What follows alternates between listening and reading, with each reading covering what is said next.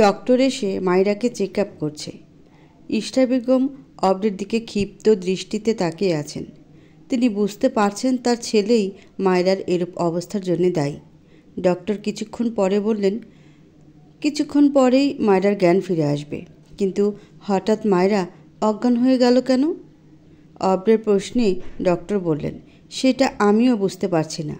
আপনি বরং আপনার স্ত্রীকে নিয়ে কাল আমার চেম্বারে আসুন। আমি কয়েকটা টেস্ট করাতে চাই ওনার। ডক্টর কথাটি বলেই বেরিয়ে গেলেন। ইশরা বেগম তার ছেলের কাছে এসে বললেন, এইসব কি করেছো তুমি অব্র? আজকে মেয়েটা তোমার জন্য অসুস্থ হয়ে পড়েছে।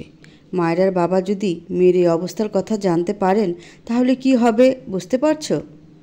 অব্র এইবার মুখ খুলে বলে, আমাকে ক্ষমা করবে মা। আমার মনে হচ্ছে না আমি ভুল কিছু করেছি। মায়রা মেহবিনের নামে বাজে মন্তব্য করেছে, তা আমি কি করে সহ্য করব বলো? যতই হোক মেহবিন আমার প্রাক্তন স্ত্রী। আমার মতে মায়রা যদি পুনরায় মেহবিনের বাজে কিছু বলে তাহলে আমার হাত সত্যি সত্যি উঠে যাবে। ইশরা বেগম অবাকের সুরেই বলল, অব্র এসব কি বলছো? এখন কি তোমার কাছে মায়রার থেকে মেহবিন বেশি কিছু হয়ে গেল? অব্র কিছুক্ষণ চুপ থেকে বলল, হয়তো তাই। অব্র আর দাঁড়ালো না, দ্রুত তার সাথে বেরিয়ে গেল। মায়রার জ্ঞান ততক্ষণে ফিরে এসেছে। সে অব্রের বলা সব কথাই শুনে ফেলেছে। সে শুয়ে থেকে কেঁদে ওঠে। মায়রার কান্নার আওয়াজ শুনে ইশরা বেগম মায়রার কাছে যায়। মায়রা ইশরা বেগমকে জড়িয়ে ধরে বলল, দেখলেন আন্টি, আমি বলেছিলাম না অব্র আগের মতো নেই। অব্র দিন দিন পসেসিভ হয়ে উঠছে মেহবিনের প্রতি, দুর্বল হচ্ছে ধীরে ধীরে। এইভাবে চলতে থাকলে মেহবিন ঠিক অব্রের লাইফে ফিরে আসবে। আমি থাকতে তা হতে দেব না। ছেলের সংসার ভেঙে যাক তা আমি কিছুতেই চাইব না। আমার কাছে একটা উপায় আছে। ইশরা বেগমের কথায় মায়রা বলল, কি উপায় আন্টি? আরহাম মেহবিনের হাত ধরে বিছানায় নিয়ে গিয়ে বসায়। মেহবিনকে বসিয়ে আরহাম নিজের ব্লেজারটা রেখে বাইরে চলে যায়। মেহবিন বুঝতে পারছে না আরহাম হঠাৎ কোথায় গেল। আরহাম রান্নাঘরে গিয়ে দেখে রাহেলা রান্না করছে। আরহাম রাহেলাকে উদ্দেশ্য করে বলে, মা কোথায়? বড় খালা তো এই তো এইমাত্র গেল তার বইনের লগে, কই জানি। আপনি হঠাৎ রান্নাঘরে কিছু লাগবে? আমি স্যুপ রান্না করব, তুমি এখন রান্নাঘর থেকে যাও। কিন্তু ভাইজান, আপনি রান্না করবেন? না হলে কি করবে? তুমি তো স্যুপ করতে পারো না, তার মধ্যে মাও নেই। এদিকে মেহবিন সকাল থেকে কিচ্ছু খায়নি। বড্ড স্টুপিড মেয়েটা। স্যুপটা খেলে একটু মুখে রুচি আসবে, দেখি সরো। রাহেলা রান্নাঘর থেকে সরে গেল। তার বিশ্বাস করতে একটু কষ্ট হচ্ছে যে আরহাম এক গ্লাস পানিও নিজে থেকে খেত না। সে কি আজ রান্না করবে? সত্যি ভাইজান বড় ভাবিকে বড্ড ভালোবাসে। কথাটি বলে রাহেলা মুচকি হাসে। আরহাম ইউটিউব বের করে স্যুপ রান্না করে ফেলল খুব সহজেই। মেহবিন রুমে বসেছিল। আরহাম স্যুপের বাটিটা রেখে বলল, এই যে স্টুপিড মেয়ে, এই স্যুপটা খেয়ে ফেলো। আমার সামনেই খাবে তুমি। যদি এটা ফিনিশ না করো দেখবে কি করি আমি। মেহবিন উঠে দাঁড়িয়ে বলল, আন্টি তো বাসায় নেই, তাহলে স্যুপ কে করলো? এই স্যুপ কি আপনি করেছেন? আপনি রান্না করেছেন, তাও আমার জন্যে? বড্ড বেশি কথা বলো তুমি, আগে খেয়ে নাও। আচ্ছা, প্রচণ্ড গরম স্যুপটা, আমি বরং খাইয়ে দিচ্ছি। আরহাম স্যুপের বাটিটা হাতে নিয়ে স্যুপে হালকা ফু দিয়ে মেহবিনের মুখের সামনে তুলে ধরে। মেহবিনও খেয়ে নেয়। আরহাম খুব যত্নে মেহবিনকে খাইয়ে দিচ্ছে। মেহবিনের কেন যেন বড্ড ভালো লাগছে। মানুষটা কতটা যত্ন করে তাকে। সবটাই কি দায়িত্ব থেকে? মেহবিনের মুখে অজান্তেই হাসি ফুটে ওঠে। মেহবিন ঘরে ঢুকে অবাক হয়ে গেল। সে আশা করেনি এত কিছু। আরহাম হঠাৎ এইরকম কিছু করবে মেহবিন কিছুতেই ধারণা করেনি। কালকে রাতে মেহবিন আপন মনে নিজের গর্ভের অনাগত সন্তানের সাথে কথা বলছিল। কথার এক পর্যায়ে মেহবিন বলেছিল, আমার বেবি, তুমি একদম মন খারাপ করো না। আমার তো এখন সামর্থ্য নেই, তাই তোমার জন্য তেমন কিছু করতে পারছি না। না হলে আমিও তোমার জন্যে পুরো ঘর খেলনায় পরিপূর্ণ করে দিতাম। কিন্তু তুমি চিন্তা করো না, তুমি একবার পৃথিবীতে একবার চলে আসো। তোমার মা চাকরি করে তোমাকে সব কিছু এনে দিবে। বাবার অভাব বুঝতে দিবে না তোমায়। আরহাম তখন রুমে ঢুকতে গিয়ে সব শুনে ফেলে। মেহবিনকে এইভাবে দাঁড়িয়ে থাকতে দেখে আরহাম ভ্রু কুঁচকে বলে, এভাবে দাঁড়িয়ে আছো কেন? রুমটা ঠিকঠাক আছে তো? আরহামের কথায় ঘোর ভেঙে যায় মেহবিনের। সে চারপাশে চোখ বুলিয়ে দেখে রুমটা পুরোই বাচ্চাদের খেলনায় পরিপূর্ণ। বিছানার পাশে ছোট্ট বাচ্চাদের বিছানা, চারপাশের দেয়াল জুড়ে ছোট্ট ছোট্ট কার্টুনের ছবি। মেহবিন এইসব দেখে বলল, এইসব কি করেছেন আপনি? কেন দেখতে পারছো না তুমি? অন্ধ নাকি? দেখুন, এসব কেন করেছেন আমি জানি। আপনি কালকে আমার প্রতিটা কথা শুনেছেন, তাই না? দেখুন, আমাকে আর দয়া করবেন না। এমনিতেও আমি আপনার দয়া নিয়ে এই বাড়িতে আছি। আমি আর দয়া নিতে পারছি না। কথাটি বলে মেহবিন চলে যেতে নিলে আরহাম তার হাত জোড়ে আঁকড়ে ধরে। আরহামকে এভাবে হাত ধরতে দেখে মেহবিন আরহামের দিকে তাকাতেই আরহাম বলে, এমনি এমনি কি তোমাকে স্টুপিড বলি? আচ্ছা, যে বেবিটা আসছে তাকে কি আমি একটু আদর করে কিছু দিতে পারি না? তোমার কিংবা তোমার প্রাক্তনের মাঝেই যাই হয়ে থাকুক না কেন, তোমার গর্ভে যে সন্তান রয়েছে সে কি দোষ করেছে? সে কেন সব কিছু থেকে বঞ্চিত হবে? আরহামের কথাতে বাচ্চার প্রতি গভীর ভালোবাসা অনুভব করা যায়, কিন্তু পরের বাচ্চা নিয়ে আরহামের এত কিসের ভালোবাসা? আরহাম আবারও বলল, হ্যাঁ, আমি হয়তো বেবির আসল বাবা নই, নকল বাবা কিছু মাসের জন্যে। এই 9 মাসেই না হয় নকল বাবা হয়ে দায়িত্বটুকু পালন করব। মেহবিন আরহামের কথা শুনে কিছু বলল না। মেহবিন দ্রুত পায়ে হেঁটে বেরিয়ে গেল। আরহাম সেদিকে তাকিয়ে হাসল, তারপর আনমনে বিড়বিড়িয়ে কিছু বলে বারান্দায় চলে গেল। আরহামের বারান্দায় আসতেই তার ফোনে রিনার কল আসলো। আরহাম কী ভেবে যেন ধরল না, রেখে দিল। আরহাম এইভাবে ফোন কেটে দেওয়ায় রিনার মনটায় দুঃখে এসে ধরা দিল। আজ আরহামকে তার খুব মনে পড়ছিল, তাই সে ফোন করেছিল তার প্রিয়কে।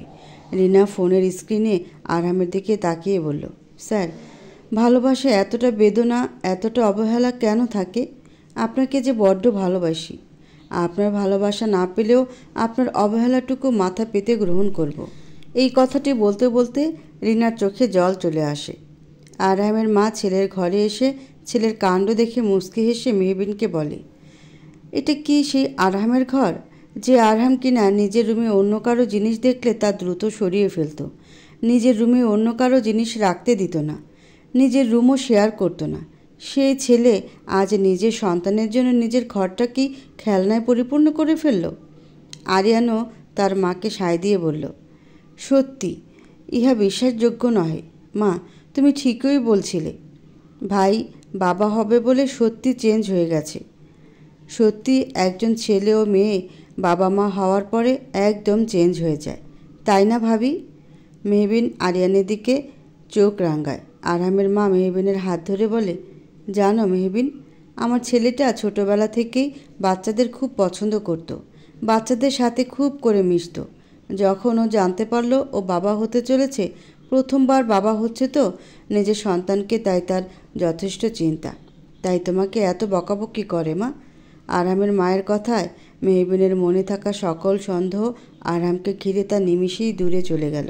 আরহামের বাচ্চা পছন্দ, তাই আরহাম তার বাচ্চার জন্য এত কিছু করছে। তুমি যত তাড়াতাড়ি সম্ভব বাচ্চা নিয়ে নাও মায়েরা। এই বাচ্চা দিয়েই অবৃত থেকে মেহবিনকে দূরে রাখতে সম্ভব হবে তুমি। মায়েরা অবাক হয়ে তার শাশুড়ির দিকে তাকায়। এই সময় তো তার পার্টি করার বয়স, নিজের মতো লাইফটাকে এনজয় করতে চেয়েছিল অব্রের সাথে মায়েরা, কিন্তু এখন সে অব্রকে কাছে রাখতে মায়েরাকে বাচ্চা নিতে হবে? এ কেমন কথা? অন্য উপায় কি নেই অব্রকে ধরে রাখার? মায়েরার ভাবনার মাঝেই ইষ্টা বেগম আবারও বললেন, এত ভেবো না মায়েরা। অব্রের যা অবস্থা দেখছি, সে গভীরভাবে বেকুল হয়ে যাচ্ছে মেহবিনের প্রতি। অব্রের এই বেকুলতা বাড়তে থাকলে তাকে কিছুতেই আর দমিয়ে রাখা যাবে না। অব্র ঠিকই মেহবিনের কাছে ফিরে যাবে। কথাটি বলে ইষ্টা বেগম উঠে চলে গেলেন। মায়েরা পড়ে গেল গভীর ভাবনায়। অব্র জ্যামে পড়ে আছে। অফিসে আজকে সে দ্রুত যাবে, অনেক কাজ পড়ে আছে তার। সে ভেবে রেখেছে মেহবিনের পেছনে সে এবার লোক লাগাবে। মেহবিন ঠিক কোথায় আছে তা তাকে জানতেই হবে। অব্র সিটে মাথা হেলিয়ে দিতেই তার চোখ যায় তার পাশের গাড়ির পরের গাড়ির দিকে। মেহবিন সেই গাড়িতে বসে আছে। মেহবিনকে দেখে তৎক্ষণাৎ উঠে বসে অব্র। মেহবিন কার গাড়িতে আছে তা বুঝতে পারছে না সে। মেহবিন ও আরহাম একসাথে আজ বেরিয়েছে প্রতিদিনের মতো। আরহাম মেহবিনকে ভার্সিটিতে নামিয়ে অফিসে চলে যাবে। জ্যাম ঠিক কখন ছুটবে তা আরহাম কিংবা মেহবিন কেউ বুঝতে পারছে না। আরহাম একরাশ বিরক্তি নিয়ে বসে আছে। আকাশে মেঘ জমেছে, মনে হচ্ছে বৃষ্টি হবে। বৃষ্টি নামার পূর্বে প্রকৃতিতে আলাদা এক পরিবেশ সৃষ্টি হয়। মৃদু ঠান্ডা বাতাস বইতে শুরু করেছে, মনে হচ্ছে বৃষ্টি শুরু হবে বলে। মেহবিন জানালার গ্লাসটা খুলে দিল। ঠান্ডা মৃদু বাতাস মেহবিনের গায়ে বারবার স্পর্শ করে যাচ্ছে। আরহাম ভাবল মেয়েটাকে বকবে এইভাবে গ্লাস খুলে দেওয়ায়। পরক্ষণে সে তা করতে পারল না। বাতাসে মেহবিনের চুলগুলো খাপছাড়া হয়ে নিজের মতো উঠছে। এই দৃশ্যটি নিঃসন্দেহে অপূর্ব। আরহাম হয়তো এই দৃশ্যটি আপাতত ঘেঁটে দিতে চায় না। সে নিজের মতোই চেয়ে রইল মেহবিনের দিকে, যা মেহবিনের অজানা। মায়রা আজ একাই ডক্টরের চেম্বারে এসেছে। মায়রা অব্রকে বলেছিল একটিবার যেন তার সাথে যায়, কিন্তু অব্র কাজের বাহানা দিয়ে এক প্রকার মায়রাকে এড়িয়ে চলে গেছে। ডক্টর অনেকক্ষণ ধরে মায়রার রিপোর্ট চেক করছে। কিছুক্ষণ দেখার পর ডক্টর এমন কিছু বললেন যা শুনে মেহবিন স্থির হয়ে গেল। বৃষ্টি ইতিমধ্যে শুরু হয়ে গেছে। অব্র অনেকক্ষণ ধরে মেহবিনকে লক্ষ্য করছে। সে ঠিক বোঝার চেষ্টা করছে মেহবিনের সাথে কে আছে। আকাশে বিদ্যুৎ চমকানো শুরু হয়ে গেল। খুব জোরে বাজ পড়ায় মেহবিন ভয় পেয়ে আরহামকে শক্ত করে জড়িয়ে ধরল। আরহাম চমকে ওঠে।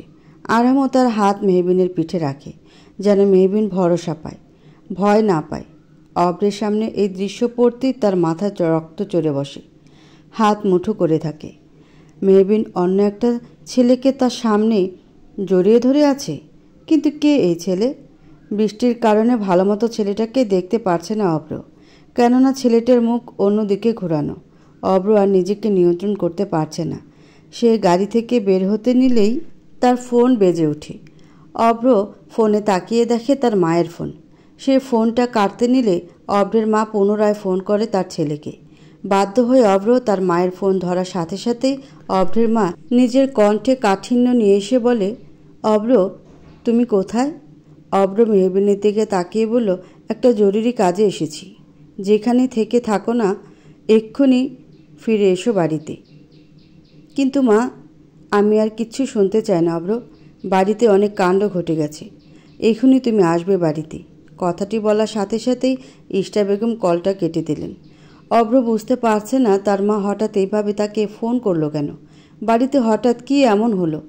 অব্রের মেহবিনের কাছে যেতে ইচ্ছে হলেও সে তা পারল না। সে গাড়ি ঘুরিয়ে নিল বাড়ির উদ্দেশ্যে। অব্র চলে যেতেই মেহবিন তৎক্ষণাৎ আরহামকে ছেড়ে দিল। বাইরের দিকে এক পলক তাকিয়ে রহস্যময় হাসি দিল।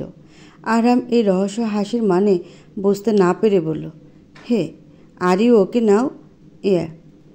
আরহাম খেয়াল করে দেখল তার ঘড়িটা মেহবিনের ওড়নার সাথে বেজে আছে। আরহাম মেহবিনের দিকে এগিয়ে নিজের ঘড়ি খুলতে লাগলো। মেহবিন আরহামের দিকে তাকিয়ে আছে। আরহাম কাছে আসলে মেহবিনের বুকের ভিতরটা জোরে জোরে কেঁপে ওঠে। আচ্ছা, সে যখন আরহামকে জড়িয়ে ধরেছিল তখন আরহামের অনুভূতি কেমন ছিল? অবশ্যই খুবই নর্মালভাবে ব্যাপারটা নিয়েছে আরহাম, কিন্তু মেহবিনের হঠাৎ এরকম অদ্ভুত অনুভূতি কেন হয়? কে এত ভাবছ? শান্ত কণ্ঠে প্রশ্ন করে বসে আরহাম। অনুভূতি অদ্ভুত এক জিনিস আরহাম সাহেব, হুটহাট চলে আসে, কিন্তু এই অনুভূতিগুলো যে বড্ড ভয়ঙ্কর, আস্তে আস্তে আমাদের সর্বনাশের দিকে ধাবিত করে। আরহাম মুচকি হেসে মেহবিনের দিকে আরেকটু এগিয়ে মেহবিনের সিট বেল্টটা ভালো করে লাগিয়ে দিয়ে বলল, অনুভূতিগুলো সর্বদা সুন্দর হয়। ভুল মানুষের প্রতি অনুভূতি আসলে তা ভয়ঙ্করে পরিণত হয়, কিন্তু সঠিক মানুষের জন্য মনের কুঠিরে অনুভূতি জমা হলে তা আমাদের সুখের রাজ্যে নিয়ে যায়। আরহাম কথাটি বলেই গাড়ি চালানোতে মনোযোগ দেয়। মেহবিন কথাগুলো আপন মনে বিড়বিড় করতে থাকে। এই লোকটার প্রতিটা কথাই অত্যন্ত যুক্তিগত। লোকটা এত কথা পায় কোথায়? লোকটা কি কারো প্রতি মন হারিয়েছে? কার প্রতি? কে সেই সৌভাগ্যবতী যে নিজের দায়িত্ব পালনের জন্য অচেনা মেয়েটাকে এতটা আগলে রাখে? সে তার প্রেয়সীকে ঠিক কতটা আগলে রাখবে? কথাগুলো ভাবতে ভাবতেই মেহবিন ভার্সিটি পৌঁছে যায়। অব্র বাড়িতে ঢুকতেই দেখে বাড়ির পরিবেশ কেমন নিশ্চুপ রয়েছে। অব্রের মা সোফার এক কোণে বসে আছে, মায়েরা মাঝখানে বসে আছে। হাতে তার রিপোর্ট। অব্র বুঝল মায়েরা ডক্টরের চেম্বার থেকে এসেছে নিজের রিপোর্ট নিয়ে। ছেলেকে দেখেই অব্রের মা উঠে দাঁড়িয়ে বললেন, অব্র, এসেছিস? কি হয়েছে মা? তোমরা এত নিশ্চুপ যে? আমাকেই বা এত তাড়াহুড়ো করে ডাকলে কেন? অব্রের মা মায়রার দিকে তাকিয়ে বললেন, আমি বলবো নাকি তুমি বলবে?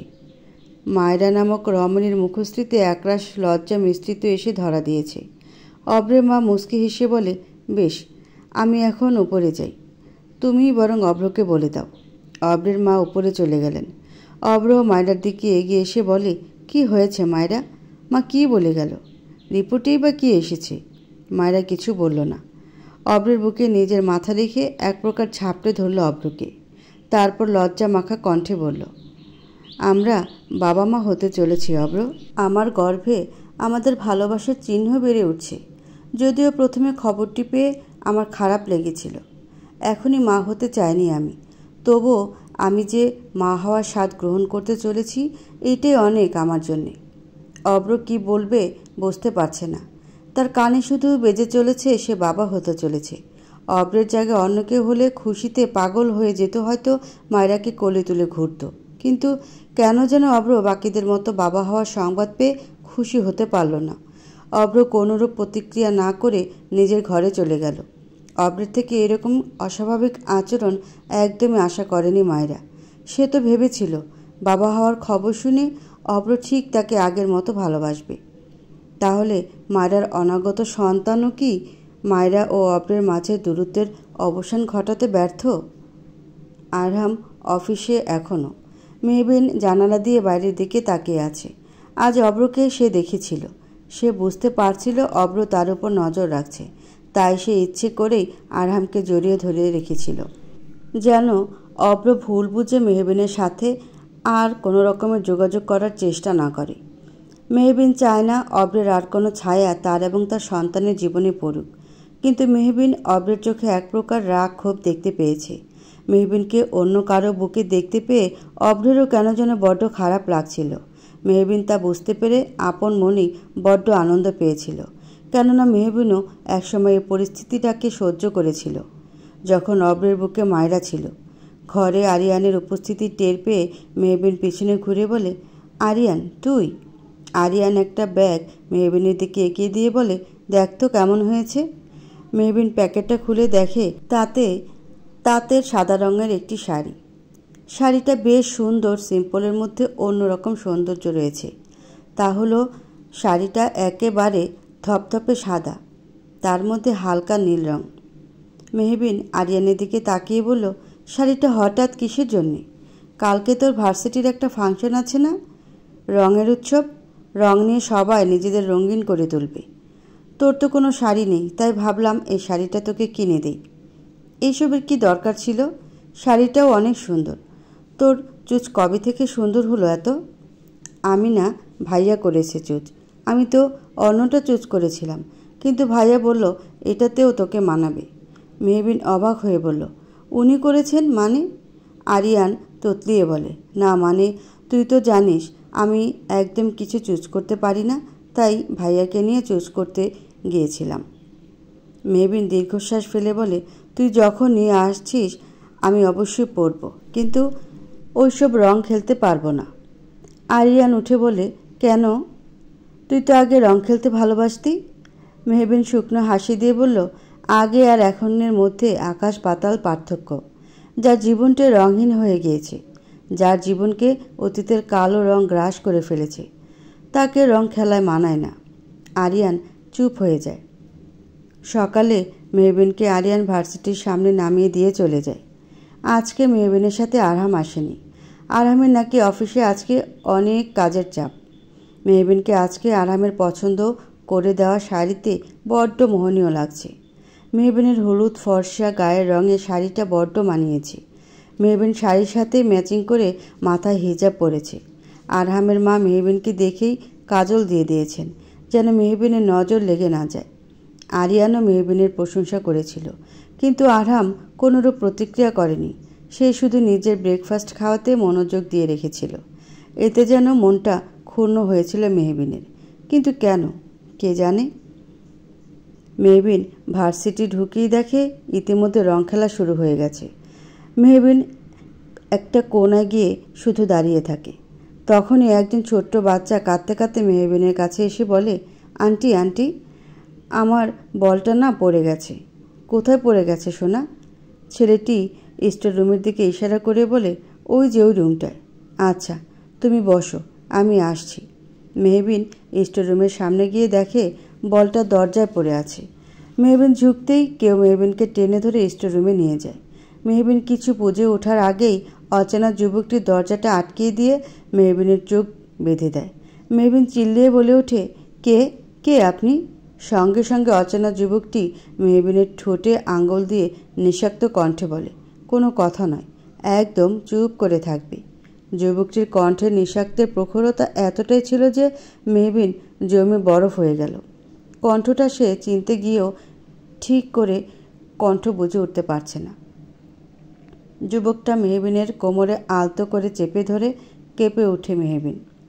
ছুটাছুটির চেষ্টা করতে গেলে তাতে বাদ সাধে যুবক। পুনরায় গলাতে নিঃশব্দ সুর এনে বলে, বড্ড ছটফটে তুমি। এত ছটফট করলে আমি যা করতে এসেছিলাম তা করতে পারবো না। আজ তুমি চাইলেও পালাতে পারবে না তুমি প্রেয়সী। তোমার রঙহীন জীবনকে আমার এক মুঠো ভালোবাসার রং দিয়ে রাঙিয়ে দিতে চলে এসেছি আমি। মেহবিন নিজের গালে কারো গালের স্পর্শ পেতেই মেহবিন জমে বরফ হয়ে যায়। তার প্রতিটা শিরায় শিরায় বয়ে যাচ্ছে অস্থিরতা। এতটা গভীর স্পর্শ অজানা যুবকটি নিজের গালে রং মাখিয়ে মেহবিনের গালের সাথে নিজের গালের স্পর্শ করিয়ে মেহবিনকে নিজের ভালোবাসার রঙে রাঙিয়ে দিচ্ছে। যুবকটি নিচে বসে পড়ে। মেহবিন স্থির দাঁড়িয়ে থাকে। যুবকটি মেহবিনের পায়ে লাল রংটা লাগিয়ে দিয়ে পায়ে আলতো করে চুমু খায়। মেহবিন নিজের শাড়িটা খামচে ধরে। মেহবিন এতটাই হতভম্ব হয়ে গিয়েছে যে চিৎকারটুকুও তার মুখ থেকে বের হচ্ছে না। যুবকটি উঠে দাঁড়িয়ে মেহবিনের চোখের বাঁধন খুলে দেয়। মেহবিন চোখ খুলে তাকায়। আরিয়ান নিজের চেম্বারে বসে আছে। আজকে অনেক রোগীর চাপ, একজনের পর একজন চলেই আসছে। আরিয়ান একটা ব্রেড মুখে নিতে দিলে কেউ বলে ওঠে, may I come in? Aryan সঙ্গে সঙ্গে নিজের মুখের ব্রেডটা রেখে দিল। আজকে আর তার খাওয়াটা হলো না। আরিয়ান গলা খাকারি দিয়ে বলল, ইয়েস কাম। সঙ্গে সঙ্গে একটি 3 পিস পরিহিতা রমণী চেম্বারে প্রবেশ করলো। তাকে দেখে কিছুক্ষণ তাকিয়ে থাকলো আরিয়ান। গোল গাল চেহারা, চোখে চিকন ফ্রেমে চশমা, মাথা ঝুঁটি করে রেখেছে, মুখটা কিছুটা বাচ্চাদের ছাপ রয়েছে। মেয়েটা আরিয়ানের সামনের চেয়ারটায় বসে বলল, কি হলো মিস্টার ডক্টর, এভাবে তাকিয়ে কি দেখছেন? মেয়েটার কথায় ঘোর ভাঙল আরিয়ানের। মেয়েটাকে দেখেই বোঝা যাচ্ছে কলেজে পড়ুয়া মেয়ে হবে। বয়স যতটুকু বোঝা যায় 17 থেকে 18 হবে। আরিয়ান কিছুটা ভাব নিয়ে বলল, আমি যার তার দিকে তাকাই না। আমার দিকে মেয়েরা তাকিয়ে থাকে। কলেজের ক্রাশ বয় ছিলাম আমি। মেয়েটা নিজের চশমাটা ঠিক করে বলল, আমি তো স্পষ্ট দেখলাম আপনি আমার দিকে ড্যাব ড্যাব করে তাকিয়েছিলেন। মিথ্যে বলছেন কেন? একজন ছেলের একটা সুন্দরী মেয়েকে দেখলে তার চোখ অটোমেটিক আটকে যাবে। এই বিষয়টা নর্মাল। শুধু শুধু মিথ্যে বলে নিজের পাপের বোঝা ভারী করছেন কেন? আরিয়ান ভড়কে গেল। মেয়েটা যথেষ্ট বকবক করে। মেয়েটাকে দেখলে সরল সোজা মেয়ে মনে হলেও মেয়েটা ততটা সরল নয়। মেয়েটা অত্যন্ত বুদ্ধিমতী, একেবারে অতি চালাক যাকে বলে। আরিয়ান ঠান্ডা গলায় বলল, নিজেকে কি আপনি সুন্দর মনে করেন? অবশ্যই আমি সুন্দরী। আমাকে স্বয়ং আল্লাহ তাআলা সৃষ্টি করেছে। আমার আল্লাহর সৃষ্টি কখনোই কুৎসিত হতে পারে? অন্যরা আমাকে সুন্দর মনে করুক কিংবা না করুক, আমি জানি আমি অত্যন্ত সুন্দর। আমার সৃষ্টিকর্তা প্রতিটি সৃষ্টি অত্যন্ত নিপুণ এবং সুন্দর। তাই আমি মনে করি আমি সত্যি খুবই সুন্দর, কেননা আমাকে আমার রব সৃষ্টি করেছে। মেয়েটার কথা শুনে মুচকি হাসল আরিয়ান। মেয়েটার প্রতিটা কথায় নিজের করা যুক্তি দিয়ে অপরজনকে খুব সহজেই অন্যের মুখ বন্ধ করে দিতে পারে। মেয়েটা আরিয়ানের হাসির দিকে তাকিয়ে বলল, এই যে দেখুন, আপনার হাসিটাও কত সুন্দর। আমার রবের সৃষ্টি আপনি বুঝেছেন, তাই এত সুন্দর। আরিয়ান নিজের হাসি থামিয়ে দিল। আরে হাসি থামালেন কেন? আরেকটু হাসুন, বেশ লাগছিল। আরিয়ান কথাকে ঘুরিয়ে বলল, আপনি এখন আমার কাছে কিসের জন্য এসেছেন তা জানতে পারি কি? মেয়েটি কিছুটা ভাবুক ভঙ্গিমায় বলল, আসলে আমি মানুষটা সুন্দর, কিন্তু মাথায় প্রচণ্ড গোবর ভরা। পড়া কিছুতেই মাথা ঢোকে না। টানা 3 বার ফেল করেছি।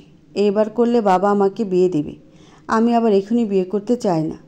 এখন আমার পুরো পাড়া জুড়ে সবার শান্তির ঘুম হারাম করতে হবে। এখনই বিয়ে করে ফেললে সবার ঘুম হারাম করব কিভাবে? তাই বলছি কি, এমন কোনো চিকিৎসা নেই যাতে আমার মাথাটা একেবারে ঝাঁকা হয়ে যায়? মেয়েটার এমন অদ্ভুত কথাতে আরিয়ান চুপ হয়ে যায়। আরিয়ান বিড়বিড় করে বলে, এই মেয়েকে যে বিয়ে করবে সে নিশ্চিত স্বইচ্ছায় নিজের জন্য কবর খুঁড়বে। কি বললেন? না মানে কিছু না। আপনার নামটা জানতে পারি? ফারিয়া তাবাসসুম, এবার ইন্টার সেকেন্ড ইয়ারের স্টুডেন্ট। আপনার নাম্বারটা দিন। হ্যাঁ, নাম্বার দিন। আপনার যা জটিল রোগ, যাতে চিকিৎসা করার জন্যে আপনার ফোন নাম্বারটাই প্রয়োজন। অদ্ভুত লোক আপনি মশাই। চিকিৎসা করার জন্য নাম্বার লাগে? ডক্টরকে আমি নাকি আপনি? জি আপনি। অতএব আমি এখন যা বলছি তাই করুন। ফারিয়া তার নাম্বারটা দিয়ে মুখ বেঁকিয়ে চলে গেল। ফারিয়া চলে যেতেই আরিয়ান আরেক দফায় হেসে ওঠে। তার মাথায় হঠাৎ করে একটা শয়তানি বুদ্ধি চলে আসলো। ফারিয়াকে একটু জব্দ করতে হবে। মেয়েটা নিজেকে প্রচণ্ড বুদ্ধিমতী মনে করে। মেহবিন সামনের দিকে তাকিয়ে কিছুই দেখতে পেল না, কেননা রুমটা বেশ অন্ধকার। কিন্তু মেহবিন অনুভব করতে পারছে তার সামনে কেউ দাঁড়িয়ে আছে। যুবকটি মেহবিনের দিকে ঝুঁকে নিজের অধর জোড়া এগিয়ে নিয়ে যায় মেহবিনের দিকে। মেহবিন তা বুঝতে পেরে নিজের আখি জোড়া বন্ধ করে ফেলে। মেহবিনের ভয়ার্ত মুখখানি দেখে যুবকটির বড্ড ইচ্ছে করলো এই মোহনীয় মুখটাকে আদরে ভরিয়ে দিতে। কিন্তু কিছু একটা ভেবে যুবক নিজেকে নিয়ন্ত্রণ করল। মেহবিনের কপালে লেপ্টে থাকা চুলগুলো কানে গুজে দিতে দিতে মেহবিনের কানের কাছে গিয়ে ফিসফিস সুরে বলল, তোমার চেহারাতে এক প্রকার মুগ্ধতা আছে প্রেয়সী। যখন তুমি নিজের আখিজোড়া বন্ধ করে রাখো তখন কি ভয়ঙ্করভাবে তুমি মোহনীয় হয়ে ওঠো। আজ হাজারো নারীর মাঝে আমার চোখ শুধুমাত্র তোমাতে সীমাবদ্ধ ছিল। এতটাই মুগ্ধ হয়েছি আমি। তোমাতে নিজেকে বারবার হারিয়ে ফেলি। যুবকটা কথাটি বলে আর একটু শক্ত করে চেপে ধরে মেহবিনের কোমর। মেহবিন ঠায় দাঁড়িয়ে থাকে। সে আসলে বুঝতে পারছে না তার সাথে আপাতত হচ্ছেটা কি। যুবকটি মেহবিনের হাত জোড়া নিজের হাতের মুঠো নিয়ে বলে, তুমি আমার জীবনের প্রতিটা রঙের উৎস, তাই আমি তোমাকে আজ আমার ভালোবাসার রঙে রাঙিয়ে দিলাম। তোমার জীবনে কোনো অতীতের কালো রঙের প্রবেশ আমি করতে দিব না। আজ আমি তোমায় প্রমিস করলাম। মেহবিন কিছু বলার আগেই যুবকটি আস্তে আস্তে হারিয়ে গেল অন্ধকারের মাঝে। মেহবিন আর একসাথে এত কিছু সহ্য করতে পারল না। সে অনেকটা ঘোরের মাঝে আছে। তার মাথার উপর দিয়ে সব যাচ্ছে। কে সেই যুবক যে এত অদ্ভুত কাণ্ড ঘটিয়ে গেল তার সাথে? মেহবিন মাটিতে পুনরায় লুটিয়ে পড়ল। অব্র নিজের রুমের রকিং চেয়ারে বসে আছে। মায়রার গর্ভে তার সন্তান বেড়ে উঠছে। কথাটি যতটা সহজ তার থেকেও বেশি কঠিন। অব্র এক দোটানায় পড়ে যাচ্ছে। মায়রাকে এখন সে সহ্য করতে পারছে না।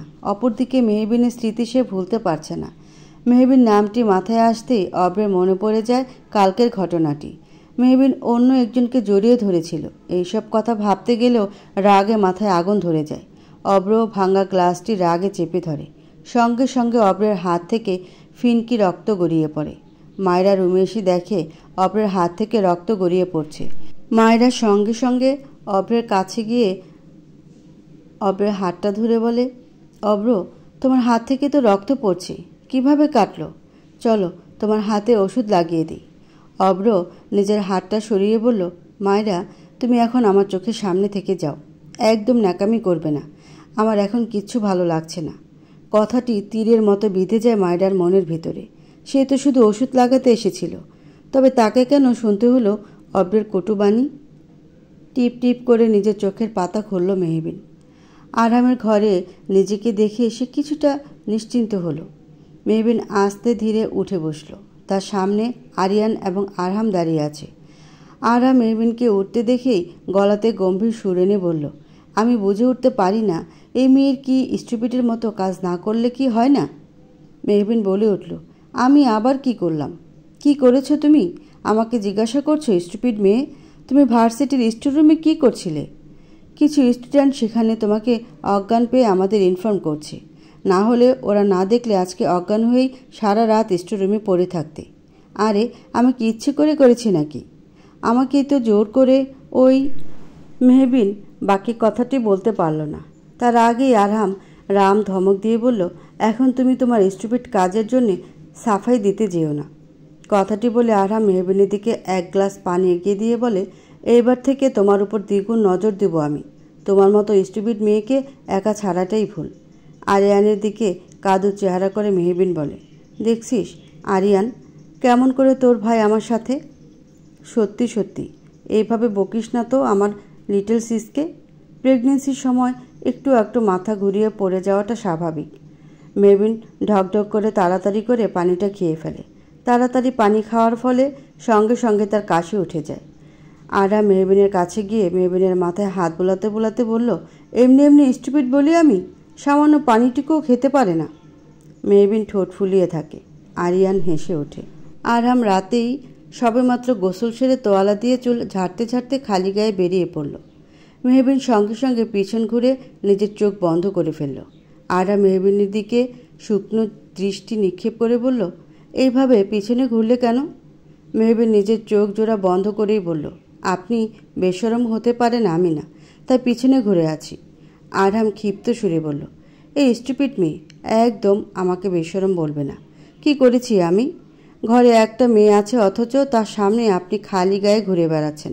লজ্জা করে না? বেশরম লোক একটা। বেশরম, রাইট? কথাটি বলে আরহাম কিছু একটা ভেবে মেহবিনের দিকে এগোতে লাগলো। মেহবিন ভয়ে ঢোক গিলে পিছাতে লাগলো। মেহবিন পিছাতে পিছাতে পড়ে যেতে নিলে আরহাম মেহবিনের হাত খপ করে নিজের কাছে টেনে নিল। আরহামের ফর্সা শরীর থেকে টপ টপ করে পানি মেহবিনের হাত দিয়ে গড়িয়ে পড়ছে। মেহবিনের দৃষ্টি নিচের দিকে, আরহামের দৃষ্টি মেহবিনের সীমাবদ্ধ। আরহাম মিহি কণ্ঠে বলল, তুমি আমার বউ। বউ ডাকটি শুনে মেহবিনের বুকটা ধক করে উঠল। মেহবিন আরহামের দিকে তাকাতেই আরহাম উচ্চস্বরে হেসে বলল, নকল বউ তুমি আমার। নকল বউ হলেও বউ শব্দটা তো আছে তোমার নামের সাথে। আমার মনে হয় না বউর সামনে খালি গায়ে বের হলে সমস্যা হবে। আরহাম কথাটি বলেই নিজের কাবারে নিজের টি শার্ট খুঁজতে শুরু করলো। মেহবিনের কানে এখনও বউ ডাকটি বেজে চলেছে। কি সুন্দর একটা শব্দ, আরহামের মুখে বেশ লাগছিল। মেহবিনের সকালে ঘুম থেকে উঠে শুনতে পায় আরহামের বাবা ফিরে এসেছে। আরহামের বাবা এসেছে শুনে মেহবিন মাথায় ওড়না পেঁচিয়ে নিচে নেমে আসে। নিচে গিয়েই মেহবিন আরহামের বাবা আকবর সাহেবকে দেখে পা ধরে সালাম করতে নিলে তাতে বাধা দেন তিনি। পুত্রবধূকে দেখে মিষ্টি হেসে বললেন, একদম এই সময় ঝুঁকবে না বৌমা, সব কিছুই শুনেছি আমি। সত্যি তুমি খুব মিষ্টি।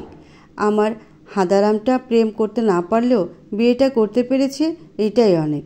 বিয়ে করে আমার ঘরে মিষ্টি একটা মেয়ে নিয়ে এসেছে। আরহামকে এইভাবে হাদারাম বলে সম্বোধন করায় আরহামের কপালে বিরক্তি ভাঁজ পড়ে যায়, যার মানে সে হাদারাম নামে যথেষ্ট অসন্তুষ্ট। তার ভাষ্যমতে সে যথেষ্ট বুদ্ধিমান। মেহবিনের মতো একদমই স্টুপিড নয় সে। তাহলে তাকে কেন দেওয়া হলো হাদারাম নামক উপাধি? মেহবিন মুস্কি হেসে আরহামের দিকে তাকায়। মেহবিনের টিটকারিমূলক হাসিতে আরহামের রাগ নাকের ডগায় চলে আসে। তবুও সে চুপ থাকে। এই স্টুপিড মেয়েকে সেও সঠিক সময় এলে মজা দেখাবে। আকবর সাহেব মেহবিনের দিকে তাকিয়ে বললেন, আমার হাদারামটা একেবারে তর সইল না। বিয়েও করে ফেলল, আবার বাচ্চাও। যাক, বাচ্চা হওয়ার পরে না হয় আমরা বড় করে বৌভাতের অনুষ্ঠানটা করে ফেলব। আমার যে কি খুশি লাগছে। আরহামের মা, তুমি বরং মিষ্টিগুলো রাহেলাকে দিয়ে বের করিয়ে নাও। তোমার কথা মতো 300 মতো প্যাকেট এনেছি, পরে লাগলে আরও আনবো। আরহামের বাবার কথা শুনে মেহবিন সামনের দিকে তাকায়। পুরো ড্রয়িং রুম জুড়ে মিষ্টির প্যাকেট দিয়ে ভর্তি। মনে হচ্ছে আরহামের বাবা আস্ত মিষ্টির দোকান যেন তুলে এনেছে। মেহবিন এত কিছু দেখে বললেন, আঙ্কেল, এসব কি করেছেন? এত মিষ্টির কি প্রয়োজন ছিল? আকবর সাহেব নরম সুরে বললেন, একদম আমাকে আঙ্কেল বলবে না। আমি কি তোমার আঙ্কেল হই? আমাকে বাবা বলে ডাকবে। জানো, আমার ছোটবেলা থেকে একটা মিষ্টি মেয়ের খুব শখ ছিল, কিন্তু আল্লাহ দিলেন 2 হাদারাম। কিন্তু এখন সমস্যা নেই, আমাদের ঘরে এখন আমাদের মিষ্টি মেয়ে এসে পড়েছে, তাই না রাজিয়া? আরহামের মা রাজিয়া সায় দিয়ে বললেন, একদম। আরিয়ান কথাটি শুনে তেলে বেগুনে জ্বলে বলে, বাবা, ইটস নট ফেয়ার। তুমি ভাইয়াকে বলেছ ঠিক আছে, বাট আমাকে একদম হাদারাম বলবে না। সবাই আরেক দফা হেসে ওঠে। আরহাম মনোযোগ দিয়ে ল্যাপটপের দিকে তাকিয়ে আছে। আকবর সাহেব আবারও বললেন, এখানে তো কম মিষ্টি মা। আমার তো উচিত ছিল হাজারো মিষ্টি নিয়ে আসা। আমার নাতি নাতনি আসবে বলে কথা। আমি আমার নাতি নাতনির সাথে খেলবো, ঘুরবো, আরও কত কিছু করব। আরামের বাবার কথা শুনে মেহবিন চুপ হয়ে গেল। সে আরামের দিকে তাকালো।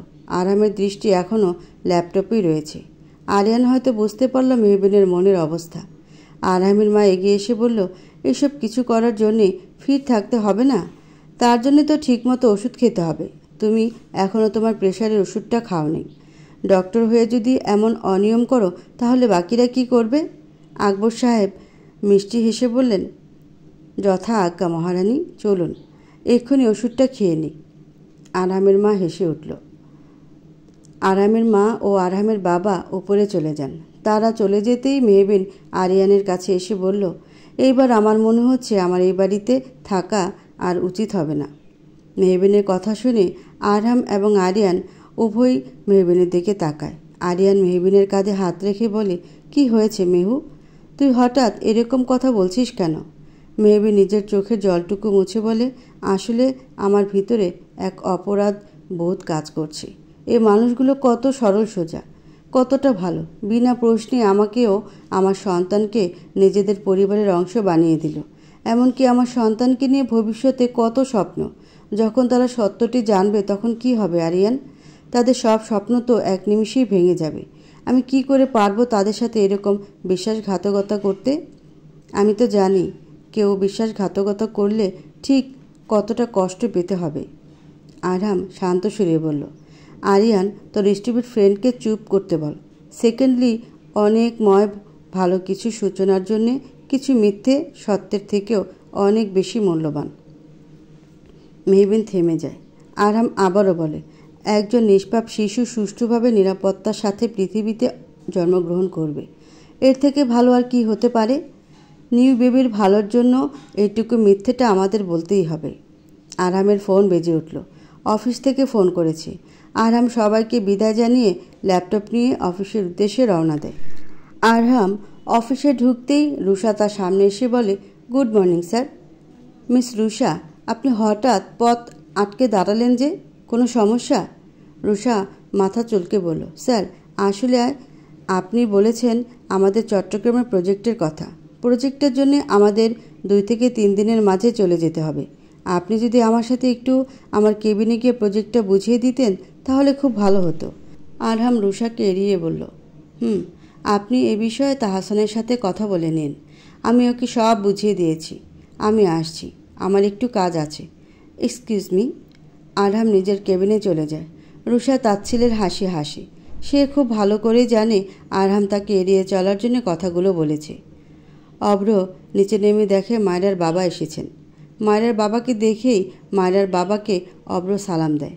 মায়রার বাবা বললেন, এত ভালো সুখবরটা পেয়ে নিজেকে আর ধরে রাখতে পারলাম না। একেবারে মিষ্টি নিয়েই চলে এসেছি দেখা করতে। ইশরা বেগম হাসি মুখে বললেন, বেশ করেছেন। এরকম একটা সুখবর না পেয়ে কি থাকা যায়? মায়রার বাবা তার মেয়ের দিকে তাকিয়ে বলে, আমার মেয়েটা কত বড় হয়ে গেছে ভাবতেই অবাক লাগে। সেদিনই তো আমার মেয়েটা কত বায়না করত। আজ সে নিজে এখন মা হতে চলেছে। আচ্ছা মা, তুই ভালো আছিস তো? বাবার প্রশ্নে মায়রা তার শাশুড়ি মায়ের দিকে তাকায়। তার শাশুড়ি তাকে কিছু একটা বোঝা চোখের ইশারায়। মায়রা নিচু সুরে বলে, আমি একদম ভালো আছি বাবা, খুব সুখে আছি। মায়রার বাবা তার মেয়ের কথা শুনে প্রশান্তি হাসি দিলেন। নিজের কথাতে নিজেই অবাক হলো মায়রা। সে কতটা পরিবর্তন হয়ে গেছে। যে মেয়ে বিয়ের আগে অবধি সামান্য ব্যথা পেলে পুরো বাড়ি জুড়ে চিৎকার করত, সে কিনা এখন অভ্রের দেওয়া প্রতিটা আঘাত সহ্য করে হাসি মুখে বলে দিচ্ছে সে সুখী। একে হয়তো বলে বিয়ের পরে মেয়েদের পরিবর্তন। অভ্র নিজের ঘড়ির দিকে তাকিয়ে বলে, আমাকে এক্ষুনি অফিসে যেতে হবে। I am getting late, so bye. Abhra কথাটি বলে চলে যেতে নিলে মায়রার বাবা উঠে দাঁড়িয়ে অভ্রের হাতে একটা খাম ধরিয়ে বলল, অভ্র, মায়রা এখন প্রেগনেন্ট। মায়রা আমার কাছে আবদার করেছে যেন তুমি মায়রাকে নিয়ে চট্টগ্রামের ট্রিপে নিয়ে যাও। আমি চাইলে বিদেশে ট্যুরের ব্যবস্থা করে দিতে পারতাম, কিন্তু এখন মায়রার অবস্থা যা, তাতে বিদেশে যাওয়া ঠিক হবে না। আমি ট্রিপের সব ব্যবস্থা করে দিয়েছি। কিন্তু অভ্রের কথার মাঝেই মায়রার বাবা বললেন, দেখো অভ্র, এই সময় একটু ট্যুরে গেলে মনটাও ভালো থাকে। মায়রারও এখন মন ভালো করাটা খুব দরকার, তুমি প্লিজ না করো না। অব্র মায়রার সাথে আপাতত না যেতে চাইলেও মায়রার বাবা ইশরা বেগমের জোরের জন্য এক প্রকার বাধ্য হয়ে সে রাজি হলো চট্টগ্রামের জন্যে। আরহাম অফিস থেকে কিছুটা দেরি করে আজ ফিরেছে। সে তার রুমে ঢুকেই দেখে মেহবিন বিছানায় বসে আছে মাথা নিচু করে। আরহাম তার কাঁধের ব্যাগটা রেখে মেহবিনের কাছে এসে বলল, অ্যানি প্রবলেম? মেহবিন কোনো রকম মাথা উঁচু করে বলল, সকাল থেকেই প্রচণ্ড বমি করেছি, খেতে পারছি না কিছু। আরয়ানের দেওয়া ওষুধটা খেয়েছি, তবুও ঘুম আসছে না, একটু ঘুম হলে ভালো লাগতো। আরহাম মেহবিনের পাশে বসে বলল, শুয়ে পড়ো। মানে? আরহাম কথা না বাড়িয়ে মেহবিনের মাথাটা নিজের কোলে নিয়ে আস্তে করে মেহবিনের মাথাটা টিপে দিতে থাকে যেন মেহবিনের ঘুম আসে। মেহবিন আরহামের কাণ্ড দেখে বলে, কি করছেন কি? আপনি এখন আমার মাথা টিপে দিবেন? সবে মাত্র অফিস থেকে এলেন, কিছু তো খেলেনও না। আরহাম ধমক দিয়ে বলে, স্টুপিড একটা, বেশি কথা বলো, চুপচাপ ঘুমিয়ে পড়ো। কথাটি বলেই আরহাম মেহবিনের চুলে বিলি কেটে দিতে থাকে। মেহবিন আরহামের ধমক শুনে চুপ হয়ে গেল। মাথাটা তার সত্যি ব্যথা করছিল। এখন কিছুটা শান্তি লাগছে। মেহবিন চোখ বন্ধ করে ফেলে। আরহাম মেহবিনের মাথা বুলাতে বুলাতে খাটে হেলান দিয়ে ঘুমিয়ে পড়ে। মেহবিন আরহামের হাতটা শক্ত করে জড়িয়ে ধরে ঘুমাচ্ছে। ঘুমের মাঝে হঠাৎ করে মেহবিন উঠে পড়ে। এতে আরহামেরও ঘুম ভেঙে যায়। আরহাম মেহবিনের দিকে তাকিয়ে বলে, are you okay? Anything wrong?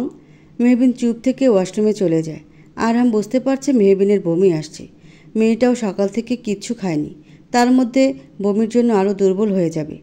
Mehbin washroom থেকে বেরিয়ে যায়। আরহাম উঠে গিয়ে মেহবিনের হাত ধরে বিছানায় বসিয়ে দিয়ে মেহবিনের দিকে পানির গ্লাস এগিয়ে দেয়। মেহবিন পানিটা আস্তে করে খেয়ে নিয়ে বিছানায় হেলান দিয়ে শুয়ে পড়ে। প্রচণ্ড দুর্বল লাগছে তার শরীরটা। আরহাম মেহবিনের দিকে প্রশ্ন নিক্ষেপ করে বলে, বেশি খারাপ লাগছে? আমি কি আরিয়ানকে ডেকে আনবো? মেহবিন কোনো রকম বলে, তার প্রয়োজন নেই। আরিয়ান কেবলমাত্র ওটি থেকে ফিরেছে, একটু ঘুমাচ্ছে এখন, শুধু শুধু বিরক্ত করার প্রয়োজন নেই। আপনিও তো সেই কখন এসেছেন, কিছু তো খেলেন না, আপনি বরং খেয়ে ঘুমিয়ে পড়ুন। কথাটা বলার সাথে সাথে মেহবিনের বমি চলে আসে। এইবার মেহবিন আরহামের শার্টের উপরেই বমি করে ফেলে। আরহামের পুরো শার্ট নষ্ট হয়ে গেছে। মেহবিন অপরাধের চোখে তাকিয়ে থাকে আরহামের দিকে। মেহবিন বিড়বিড় করে বলে, মেহবিন এবার তুই একেবারে গেলি রে। এমনিতেই মানুষটা মাত্র অফিস থেকে এলো, তার মধ্যে আবার তার শার্ট নষ্ট করে ফেললি তুই। মেহবিন ভাবল, আরহাম বোধ হয় তাকে অনেক বকাবকি করবে, এইভাবে বমি করে তার শার্টটা নষ্ট করে ফেলায়। কিন্তু আরহাম এসব কিছুই করল না। আরহাম চমৎকার হাসি দিয়ে বলে, ডোন্ট বি প্যানিকড, ওকে? প্রেগনেন্সির সময় এসব কিছুই নর্মাল, ঘন ঘন বমিও হয়, এসব নিয়ে এত চিন্তার কিছুই নেই। তাই তুমি একটু বসো, আমি এক্ষুনি চেঞ্জ করে আসছি। আরহাম উঠে ওয়াশরুমে চলে যায়। মেহবিন অবাক পানে আরহামের যাওয়ার পানে তাকিয়ে থাকে। সে শুধু ভাবছে আরহাম কিভাবে সহ্য করলো। অন্য একটা মেয়ে তার গায়ে বমি করে ফেলল, সে ঘৃণায় মুখ ছিটকে নিয়ে যাবে, বকাবকি করবে, তা না করে উল্টো হেসে দিয়ে মেহবিনকে ভালো করে বুঝিয়ে চেঞ্জ করতে চলে গেল। কেমন অদ্ভুত ভালো মানুষ আরহাম। আচ্ছা, অব্র যদি এখন এই সময় এরকম পরিস্থিতিতে থাকতো তাহলে কি করত? নিশ্চয়ই আরহাম যা করেছে তার উল্টোটা করত। এরকম একটা বাজে পরিস্থিতিতে আরহামের মতো দায়িত্ববান মানুষটাকে পেয়ে মেহবিন সত্যি নিজেকে ভাগ্যবতী মনে করছে। মায়েরা খুশি মনে নিজের লাগেজ গুছিয়ে ফেলছে। বাবাকে বলে সে অব্রকে চট্টগ্রামের ট্যুরের জন্য রাজি করিয়ে ফেলেছে। মায়েরার ধারণা মতে অফিসের এত কাজের চাপে বোধ হয় অব্রের মেজাজ সবসময় উগ্র থাকে, তাই এইভাবে মায়েরার সাথে খারাপ আচরণ করে ফেলে। কিন্তু একটিবার দুজনে মিলে কোথাও ঘুরতে চলে গেলে সব ঠিক হয়ে যাবে। ট্যুরে শুধু অব্র এবং মায়া থাকবে। দুজন একা বেশ আনন্দ নিয়ে ঘুরে বেড়াবে পুরো চট্টগ্রাম জুড়ে। এই বেড়ানোর ছলে মায়েরা তার এবং অব্রের মাঝে সব দূরত্ব মিটিয়ে ফেলবে। তাদের মাঝে কোনো মেহবিন নামক কাঁটা থাকবে না। মায়েরা তার পেটে হাত রাখে। এই সন্তানের ভবিষ্যতের জন্য হলেও সব ঠিক হতে হবেই। মেহবিনকে কিছুতেই মায়েরা অব্রের জীবনে ফিরে আসতে দিবে না। মায়েরা বারান্দায় গিয়ে দেখে অব্র কোথাও নেই। অব্র আবার কোথায় গেল? অব্রকে খুঁজতে খুঁজতে মায়েরা ড্রয়িং রুমের কিনারায় গিয়ে শুনতে পেল অব্রের গলা। অব্র ফোনে কাউকে কিছু বলছে। আরহাম ওয়াশরুম থেকে বেরিয়ে আরেকটা শার্ট পরে সোজা রুমে থেকে বেরিয়ে যায়। মেহবিন বুঝতে পারল না আরাম হঠাৎ কোথায় গেল। মেহবিন আরামের পিছন পিছন নিচে চলে গেল। এখন প্রায় গভীর রাত, বাড়িতে সবাই এখন ঘুমিয়ে আছে। আরহাম রান্নাঘরে গিয়ে স্যুপ বানানো শুরু করলো মেহবিনের জন্য। মেহবিন তা দেখে আরহামের কাছে গিয়ে বলল, কি করছেন কি? আপনি তো এখনও কিছুই খাননি, নিজে না খেয়ে আমার জন্য স্যুপ বানাচ্ছেন কেন? আমি এখন স্যুপ খাবো না। আরহাম মেহবিনের দিকে তাকিয়ে বলল, একদম স্টুপিডদের মতো কথা বলবে না। সকাল থেকে না খেয়ে শুধু বমি করছো, এইভাবে চলতে থাকলে তো অসুস্থ হয়ে পড়বে। চুপচাপ টেবিলে বসো। মেহবিন কিছু বলার আগেই আরহাম আরেক দফা মেহবিনকে রাম ধমক দিল। মেহবিন ধমক খেয়ে চুপচাপ বসে পড়ল। লোকটা এমনভাবে ধমক দেয় যেন কোনো সুস্থ মস্তিষ্কের মানুষ অজ্ঞান হয়ে যাবে। মেহবিনের তো এখন অভ্যাস হয়ে গেছে। আরহাম স্যুপটা বানিয়ে টেবিলে রেখে মেহবিনের দিকে এগিয়ে দিয়ে বলল, চুপচাপ স্যুপটা খেয়ে নাও, নো মোর টক। মেহবিন মাথা নাড়িয়ে খাওয়া শুরু করলো। আরহাম নিজের জন্য নুডলস বানাতে চলে গেল। আজকের রাতটা নুডলস খেয়েই সে কাটিয়ে দিবে। আরহাম মেহবিনের দিকে কড়া নজর রেখে রান্না করছে, যেন মেহবিন পুরোপুরি স্যুপটা খায়। মেহবিন আরামের দিকে মুচকি হেসে খাওয়া শুরু করলো।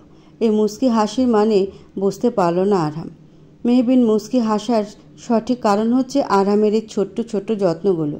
সব মেয়েই হয়তো এরকম একজন স্বামী পাওয়ার জন্য প্রতীক্ষা করে। আরহামের প্রেয়সী যে হবে সে নিশ্চয়ই খুব ভাগ্যবতী হবে। কিন্তু কে সে ভাগ্যবতী? আচ্ছা, তার মতো ভাগ্য যদি মেহবিনের হতো তাহলে কি খুব খারাপ হতো? অব্র যদি আরহামের মতো হতো তাহলে মন্দ হতো না। মেহবিনের ভাবনার মাঝেই আরহাম নুডলসটা নিয়ে এসে বসে পড়ল। আরহাম ভ্রু কুঁচকে বলল, এই যে স্টুপিড মেয়ে, স্যুপটা যে ঠান্ডা হয়ে যাচ্ছে খেয়াল আছে তোমার? সত্যি স্টুপিডের কত প্রকার কাজ আছে তা তোমাকে না দেখলে বোঝা যাবে না। আরহাম কথাটি বলে নিজের খাওয়া বাদ দিয়ে মেহবিনের স্যুপের বাটি নিয়ে মেহবিনকে খাইয়ে দিচ্ছে। আরহামের কাণ্ডে মেহবিন আনমনে হাসে আরেকবার। সত্যি তার ধারণা ভুল। অব্র চাইলেও আরহামের মতো হতে পারবে না। মেহবিন আনমনে বলল, আরহাম হাসান তালুকদার একজনই আছে, সবাই আরহাম হাসান তালুকদার হতে পারে না। ফারিয়া পুরো পাড়া জুড়ে আজ সবার বাড়িতে ঘুরছে। বাড়িতে আছে কিছুতেই যাবে না। বাড়িতে গেলে নিশ্চিত জুতোর বাড়ি খেতেই হবে। ফারিয়ার স্যার আজ তার নামে বাড়িতে বিচার দিয়েছে। গণিত পরীক্ষায় আবারও ফেল করেছে সে। ফারিয়া ভাবে তার মাথায় গোবর থাকলে কি সে করবে? সব করার তো ওই ডক্টরের করতে হবে। আচ্ছা, ওই ডক্টর তো কল করলো না। ফারিয়া নিজ থেকে আরিয়ানকে ফোন করলো। আরিয়ান ঘুমাচ্ছিল। ফোনের আওয়াজ পেয়ে সে ধরফড়িয়ে উঠে বসে।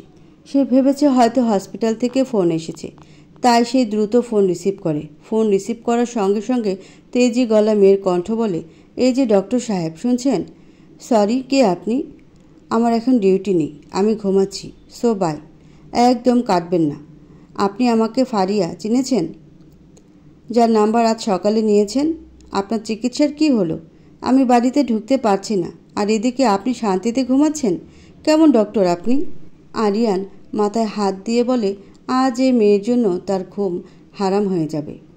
মায়েরা আরেকটু কাছে গিয়ে শুনতে পেল অব্র কাউকে ফোনে বলছে, এক প্রকার বাধ্য হয়েই আমাকে চট্টগ্রাম যেতে হচ্ছে।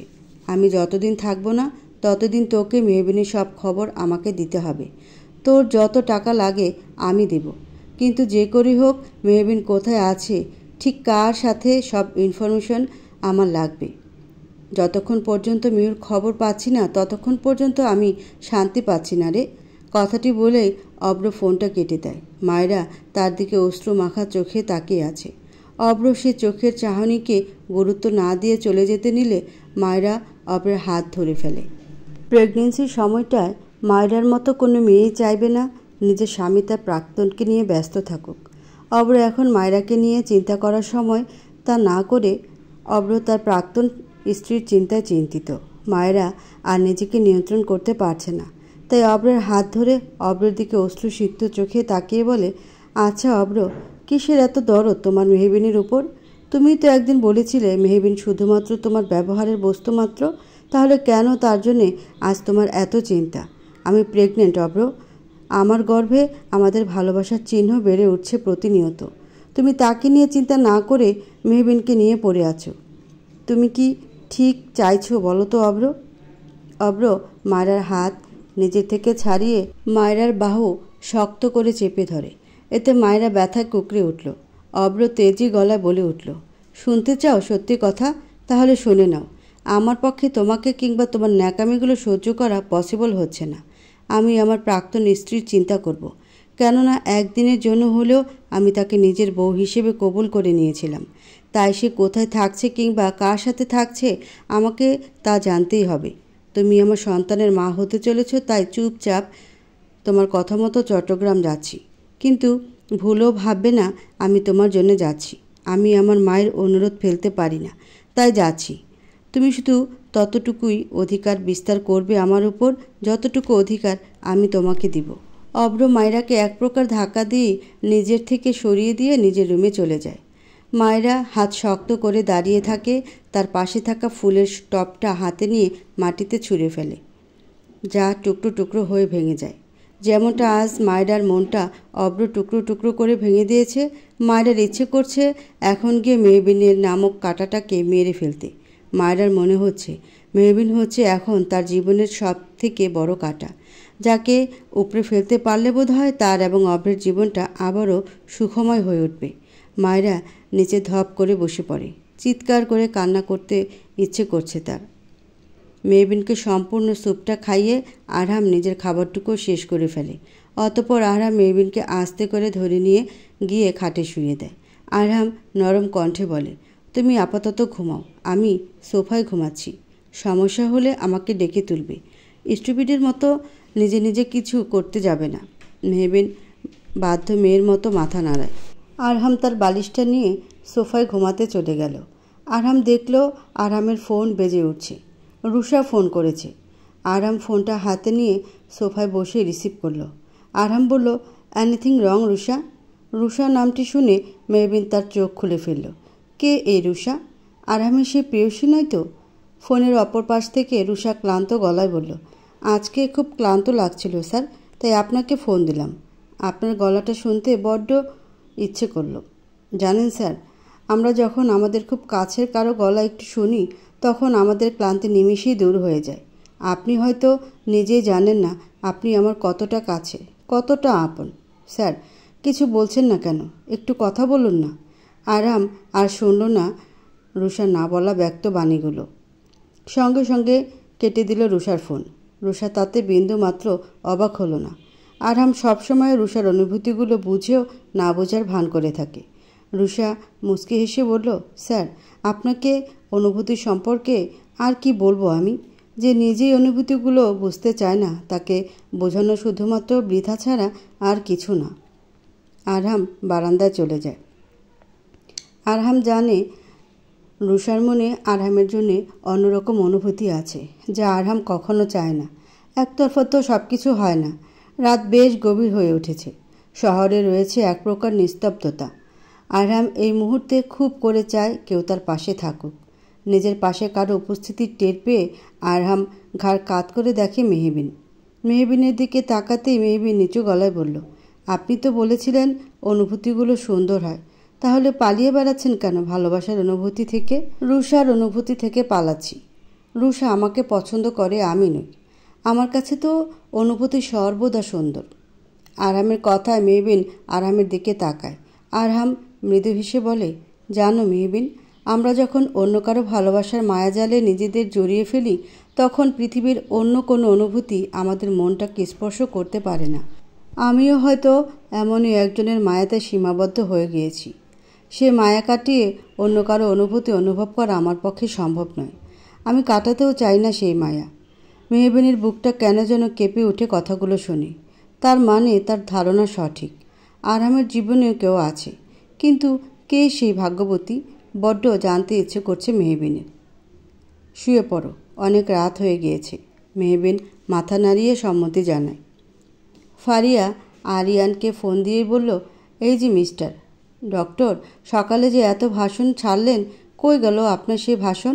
চিকিৎসা শুরু না করে আপনি ঘুমাচ্ছেন।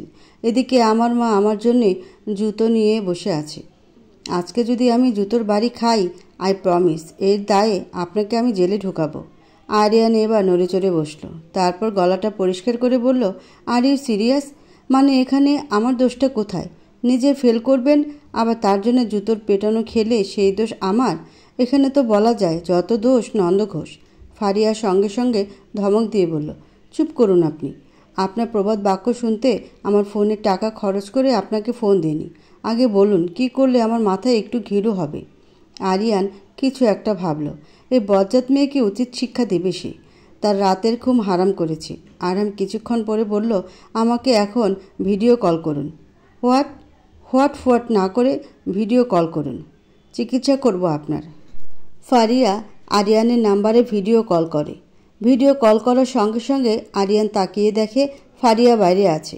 আরিয়ান বলল, আপনি বাইরে কেন এত রাতে? বাসায় যাননি এখনও? আরে ভাই, বললাম না বাসায় গেলেই আজ মায়ের জুতোর বাড়ি খেতে হবে, তাই তো রাস্তায় দাঁড়িয়ে আছি। আরিয়ান কিছু একটা ভেবে বাঁকা হেসে বলল, পারফেক্ট, এখানেই হবে। কি হবে? আপনার চিকিৎসা। এক্ষুনি 100 বার কান ধরে উঠবোস করুন। ফারিয়া চিৎকার করে বলে, এমা, একদম না, আমি কিছুতেই করব না। আরিয়ান মুখে হাত দিয়ে বলে, ওকে তাহলে রাখছি, আমি আপনার চিকিৎসা করব না। যান বাড়ি গিয়ে মায়ের জুতোর বাড়ি খান।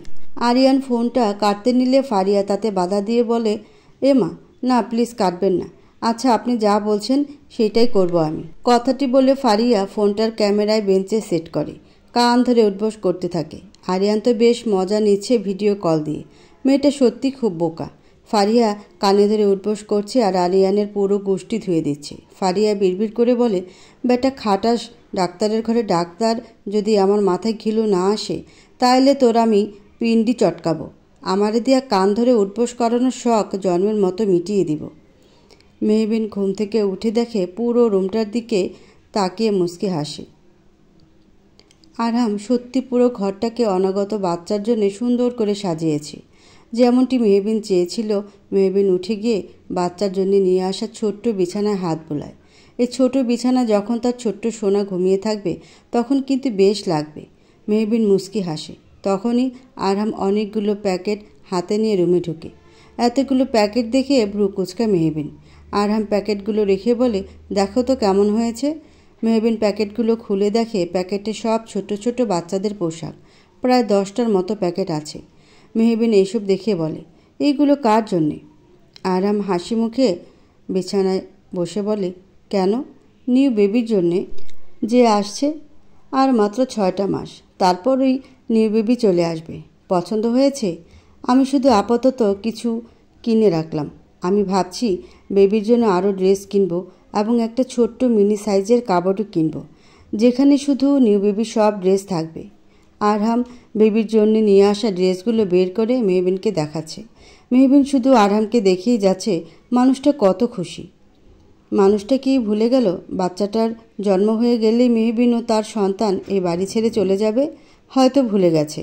মেহবিন একবার ভাবল আরহামকে এইসব করতে মানা করবে, কিন্তু পরক্ষণে ভাবল মানুষটা কত খুশি।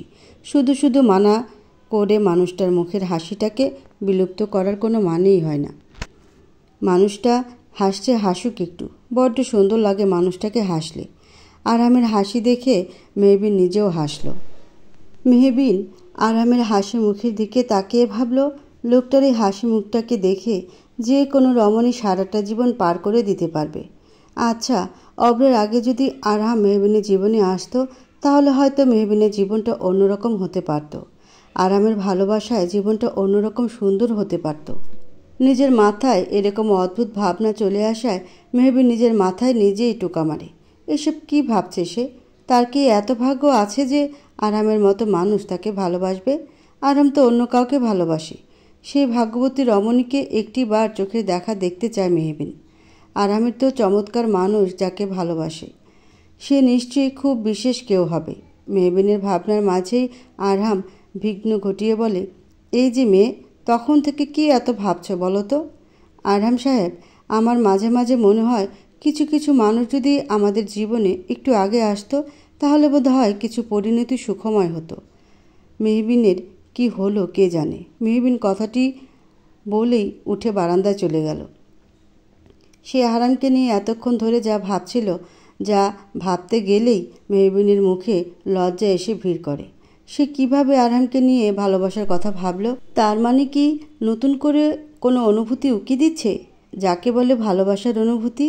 আরহাম মেহবিনের পিছনে এসে বলে, কি হলো, এইভাবে উঠে চলে এলে কেন? আরহামের সামনে মেহবিনের কেন যেন দাঁড়াতে ইচ্ছে করছে না। মেহবিন দৌড়ে রুমের বাইরে চলে যায়। আরহাম তাজ্জব বনে যায়, মেয়েটার হঠাৎ কি হলো? আরিয়ান কাল রাতে এক প্রকার ঘুমায়নি বলতে গেলে। কিছুক্ষণ পরেই আরিয়ানকে হসপিটালে চলে যেতে হবে। আরিয়ান বাগানে দাঁড়িয়ে দাঁড়িয়ে কফি খাচ্ছিল। তখনই তার চোখ যায় বাগানে থাকা দুই প্রেমিক প্রেমিকার দিকে, যারা আর কেউ নয়, বাড়ির কাজের মহিলা রাহেলা এবং ড্রাইভার মজনু। মজনু কিছুটা ভাব নিয়ে রাহেলাকে বলছে, বুঝছুনি রাহেলা, আমাগো গ্রামে মানুষে আমারে আবার অনেক সম্মান করে।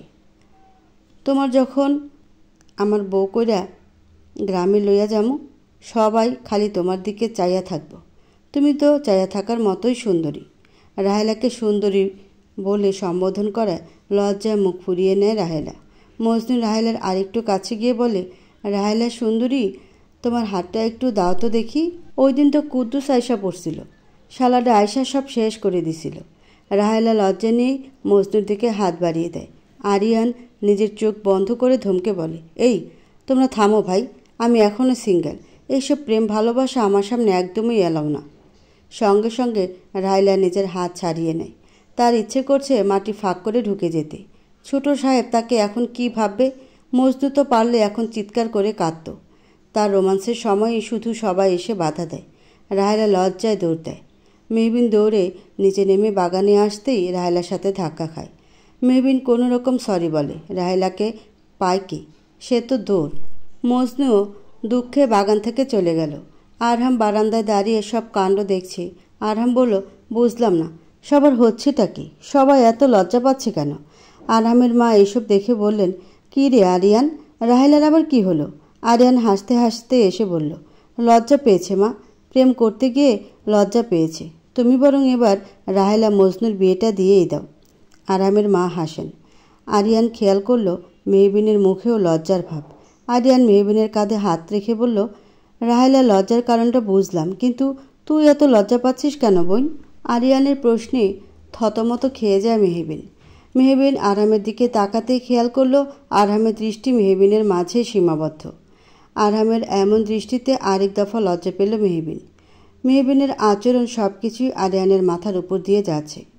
ইশরা বেগম মায়রার ঘরে এসে দেখে মায়রা ঘরের এক কোণে চুপটি মেরে বসে আছে। ইশরা বেগম মায়রার দিকে এগিয়ে গিয়ে মায়রার পাশে বসে বললেন, তোমার মুখটা এমন শুকনো লাগছে কেন মায়রা? মায়রা চুপ হয়ে রইল। ইশরা বেগম জানেন মায়রার কি হয়েছে। অব্রের আওয়াজ তিনি নিজ থেকেই শুনেছেন। অব্রের মাথায় মেহবিনের ভূত খুব ভালো করেই ঢুকেছে, তিনি তা বুঝতে পারছেন। মায়রা নীরবতা ভেঙে বলল, আমি বোধহয় অব্রকে ধরে রাখতে পারলাম না। অব্র মেহবিনকে ভুলতেই পারছে না। ইশরা বেগম মায়রার মাথায় হাত বুলিয়ে বললেন, মায়রা, তুমি এভাবে ভেঙে পড়ো না। তুমি তো এখন একা নও, তোমার সাথে এখন আমার বংশের প্রদীপ, আমার অব্রের সন্তান ধীরে ধীরে বেড়ে উঠছে। তাই বলছি একটু শান্ত হও। চট্টগ্রাম ট্রিপে তো পরশু যাচ্ছ, সেখানে তুমি এবং অব্র থাকবে শুধু। সেখানে মেহবিন নামক কোনো ছায়া থাকবে না তোমাদের জীবনে।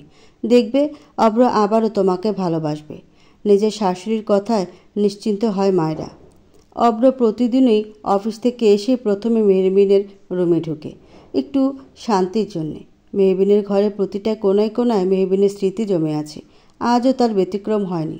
অব্র আজকে অফিস থেকে এসে প্রথমে মেহবিনের রুমে ঢুকে, কিন্তু রুমে ঢুকেই সে হতবাক। মেহবিনের জিনিস সব ফেলে দিচ্ছে জবেদা। জবেদা হচ্ছে অব্রদের বাড়ির কাজের লোক। এইভাবে মেহবিনের জিনিস ফেলে দেওয়ায় অব্রের মাথায় আগুন ধরে যায়। অব্র জবেদার থেকে জিনিসগুলো নিয়ে বলে, হাউ ডেয়ার ইউ, কার পারমিশনে তুমি মেহুর জিনিসে হাত দিয়েছ? আমার পারমিশনে। ইশরা বেগম কথাটি বলে রুমে ঢুকেন। অব্র অবাক হয়ে বলে, মা, তুমি এসব কেন করতে বলেছ? কেন আবার? শুধু শুধু এসব জিনিস রেখে কী লাভ? ঘরটা খালি করে দেওয়াই ভালো। অব্র ক্ষিপ্ত গলায় বলল, ব্যাস মা, তোমার অনেক কথা শুনেছি আমি, এই কথাটি আমি শুনতে পারবো না। এখান থেকে মেহুর একটা জিনিসও সরানো হবে না। যদি তা করা হয় তাহলে এর ফল খারাপ হবে। অব্র গটগট করে রুমে চলে গেল। ইশরা বেগম হতভম্ব হয়ে গেলেন। যে ছেলে তার মুখের উপর কথা বলতে সাহস দেখাতো না, সে ছেলে কিনা তাকে এক প্রকার শাসিয়ে চলে গেল। এসব হচ্ছেটা কি? ড্রয়িং রুমে আরিয়ান এবং আরহামের বাবা বসে আছেন। আরহামের মা বারবার মেহবিনকে খেতে বলছে, কিন্তু মেহবিন কি খাওয়ার মতো মেয়ে? সে কিছুতে খেতে চাচ্ছে না। আরিয়ান টিভি দেখতে দেখতে বলে, ভাবি তুমি এখন ভালো মতো খেয়ে নাও, না হলে ভাই এসে ধমকে তোমাকে খাওয়াবে। আরিয়ান বলতে দেরি হলেও আরহাম তা কাজে করে দেখাতে দেরি করল না। আরহাম অফিস থেকে এসেই মেহবিনের কাণ্ড দেখে রাম ধমক দিয়ে বলল, এই স্টুপিড, তুমি খাচ্ছ না কেন? তোমাকে ঠিক কী বললে তুমি একটু ঠিক হবে? মেহবিন ঠোঁট উল্টিয়ে বলে, আমার খেতে ইচ্ছে করছে না, না করলে কি করব আমি? আরহামের মা বললেন, আহা আরহাম, মেয়েটাকে এভাবে বকিস না। আরহামের বাবা খবরের কাগজ ভাঁজ করে বললেন, আমার মেয়েটাকে একদম বকবে না এভাবে আরহাম। প্রেগনেন্সির সময় মেয়েদের রুচি থাকে না, একটু ভালো করে বুঝিয়ে খাওয়াতে হয়। আরহাম তার কাঁধের ব্যাগটা রেখে বলল, তোমাদের কি মনে হয় আমি বলিনি? এই স্টুপিড মেয়ে ভালো কথা শোনার মেয়ে না, ওকে ধমকিয়ে খাওয়াতে হবে। আমি যে কি করব আমি জানি না। পরশু আমি চট্টগ্রাম যাচ্ছি কাজে। এই কয়দিন তো ওই স্টুপিডটা তার সব আজগুবি কাজ করবে। আরিয়ান কিছু একটা ভেবে বলল, ভাই আমার কাছে একটা প্ল্যান আছে। কি? আমি ভাবি আর তুই একসাথে চট্টগ্রাম যাই। তুই কাজ করবি আর আমরা ঘুরবো, তুই ভাবির উপর নজরও রাখতে পারবি। আরামের বাবা সঙ্গে সঙ্গে বললেন, ইহা সত্যি উত্তম প্রস্তাব। আমার মনে হয় মেহু মায়ের এই সময় একটু ঘোরাঘুরি করলে মনটাও ভালো থাকবে। তুই কি বলিস আরহাম? আরহাম মাথা নাড়িয়ে বলে, আমার কোনো আপত্তি নেই। মেহবিনের মুখে হাসি ফুটে উঠল। এতদিন পর সে কোথাও ঘুরতে যাবে। তৎক্ষণাৎ আরিয়ানের ফোনটা বেজে উঠল। আরিয়ান তাকিয়ে দেখে ফারিয়া ভিডিও কল করেছে। আরিয়ান উঠে বাগানের দিকে চলে যায়। আরিয়ান ফোন রিসিভ করতেই তার চোখ যায় ক্লান্তিতে মিয়ে যাওয়া মেয়েটার দিকে। চোখ মুখে একরাশ ক্লান্তি, তবু মেয়েটাকে ভালো দেখাচ্ছে। ফারিয়া ক্লান্তি মাখা গলায় বলল, এই যে ডাক্তার সাহেব, আপনার কথা মতো 1 কিলোমিটার রাস্তা আমি দৌড়িয়েছি। আমার তো অবস্থা বেহাল। এখন একটু ঘিলু আসবে তো মাথায়? আরিয়ান মুচকি এসে বলল, সবে তো শুরু মাত্র, এখনও আর কিছু করতে হবে আপনাকে, তবেই আপনার বুদ্ধি বৃদ্ধি পাবে। আরিয়ানের কাণ্ড পেছন থেকে মজনু দেখে ফেলল। আরিয়ান ভিডিও কলে একটা মেয়ের সাথে মুসকি মুসকি হাসছে। নিশ্চয়ই এই মেয়েটা আরিয়ানের প্রেমিকা হবে। তাহলে তো কথাটা জানাতে হবে সবাইকে। আজ আরিয়ান মজনুর সাথে রোমান্সের 12টা বাজিয়েছে, সেও আজকে দেখাবে মজা। কথাটি ভেবে মজনু দৌড়ে বাড়িতে এসে হাঁপাতে হাঁপাতে বলল, আপনারা এখানে খাড়াইয়া আছেন, ওইদিকে আরিয়ান ভাইজান তো প্রেম প্রীতি করতেছে। কথাটি শোনার সাথে সাথে আরহাম কেসে ওঠে। আরহামের বাবার মুখ থেকে চা বেরিয়ে যায়। আরিয়ানের মা দাঁড়িয়ে পড়ে। মেহবিনের মাথার উপর দিয়ে যাচ্ছে সব। আরহামের বাবা ধমক দিয়ে বলে, কি বললি? আমার হাদারামটা কি করছে? আরিয়ান ভাইজান প্রেম ভালোবাসা করতেছে হাইসা হাইসা একটা মাইয়ার লাগে। আরিয়ান যা করেছে তার থেকে দ্বিগুণ বানিয়ে বানিয়ে মজনু বলছে সবাইকে। আরহামের মা ঝাঁটা হাতে নিয়ে বলে, হতচ্ছাড়া, কই সে? আজ ওর খবর আমি নিচ্ছি। কথাটি বলেই আরামের মা বাগানে চলে যায়। আরামের মায়ের পেছন পিছন বাকি সবাইও যায়। আরিয়ান আর কিছু বলতে চাচ্ছিল ফারিয়াকে, তখনই সে খেয়াল করে তার মা ঝাড়ু হাতে নিয়ে এগিয়ে আসছে। আরিয়ান কি বুঝলো কে জানে, সে কট করে ফোনটা কেটে দৌড়ানো শুরু করলো। ফারিয়াও বুঝতে পারল না আরিয়ান হঠাৎ এইভাবে কেটে দেওয়ার মানে কি।